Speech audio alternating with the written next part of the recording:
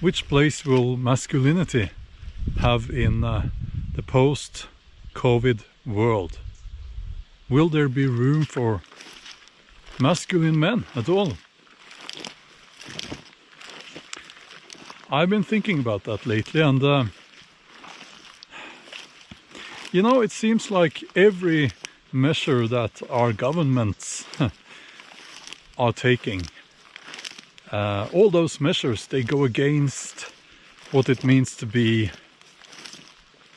independent, self-sufficient, being your own man, because you're supposed to follow rules, and then they add rules, you get even more rules and restrictions. You need to register where you are, where you're moving. You can't do this, you can't do that, you must do this, you must do that. Now, I don't like that, you know, I don't like where this is going. And I'll try to put this in context. Without getting into the whole conspiracy theory thing. But I must say it's almost like there's a big grand plan behind this. I'm not saying there is, but listen. First, we had a constant attack on masculinity, on what it means to be a man and what it has meant for centuries, well, millennia. Even the concept of man was deemed inappropriate. By that I mean that the whole gender thing, the whole there are men and there are women, and you know, just saying that seems to be controversial these days. So all these rules and regulations, what they're doing to you is that you are being made a servant, you are being made to kneel, you are being made to become obedient. If you were not obedient before, you have to be obedient now. You have to follow the rules, or there will be punishment. Now, I believe that we need rules. We need some rules and guidelines in a civilized society, because there are crazy people out there. But the amount of rules we have now, it's just ridiculous. Those who think that all these rules and regulations that we are seeing being implemented now, that they will all go away if the virus goes away, then you're a bit naive. It's like when they raise the taxes. Those taxes have a tendency to stay at that level, don't they? I believe it will be the same with most of those rules and regulations that we are seeing now. It's so convenient, isn't it? It's so convenient to have us peasants controlled and monitored. It's so convenient. Power corrupts people. Absolute power results in absolute corruption. Here's my log, my thinking log.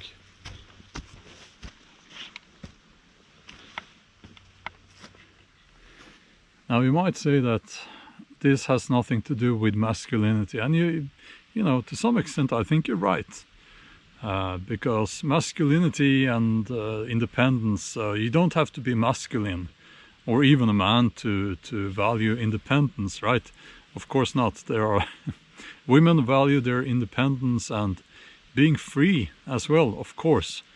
But I want to focus on masculinity now, because I have been talking about that on this channel before, and I haven't really put it into context with the whole coronavirus and COVID thing. So it was about time, and it really feels like, it looks like all these changes that we are seeing in society, they all go against masculine values. Again, masculine values. That's, you know, independence, being self-sufficient, being a father, being a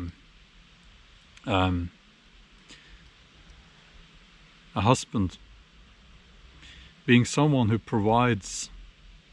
But now we're seeing all these rules and regulations. They are making it so difficult to be that man, and you're being made dependent on the government, basically.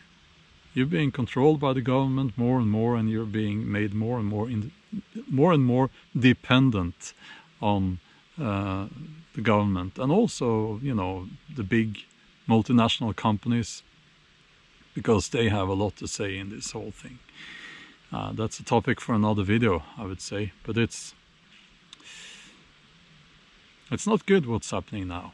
It's not good. It makes me worried, and I'm a lot more worried now than I was when this whole thing started. So what can we do about this? Well, I actually think that the time has come now to draw that line in the sand, if you haven't already, because it's the whole, you know, the story with the frog in the boiling water. And with that frog, we are that frog now, and we have been swimming around in water, getting hotter and hotter for quite some time now, and it's time to get out, you know. But most people, they don't really notice. I think this is all going to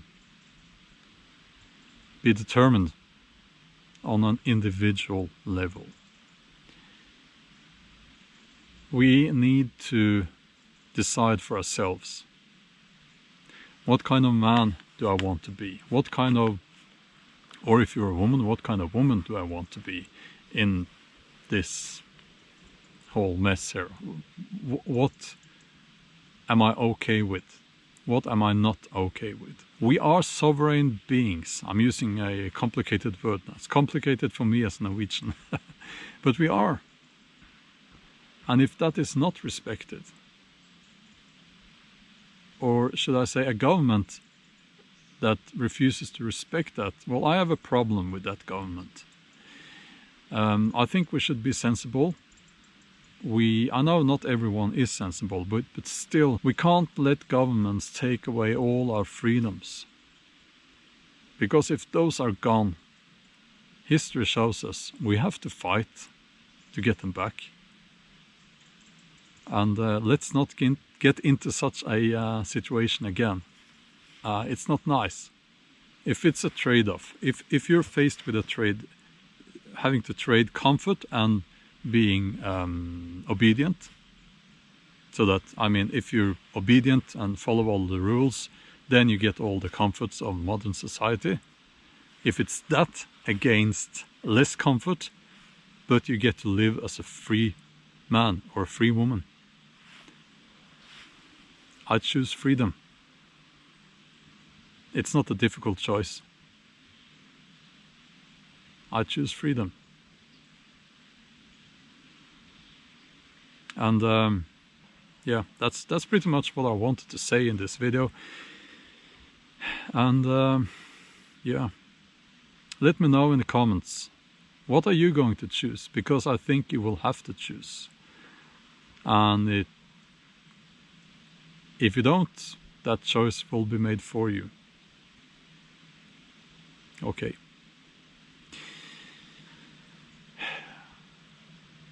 I'll continue my morning walk, and hope you enjoyed the video. I'm going to try to upload more frequently now, and you will see different, what should I call it, setups. So this was just me walking around with a GoPro camera, actually. Yeah. I hope you liked it, and yes, Okay, check out all the links in the video description. And yeah, I think that's all. Bye.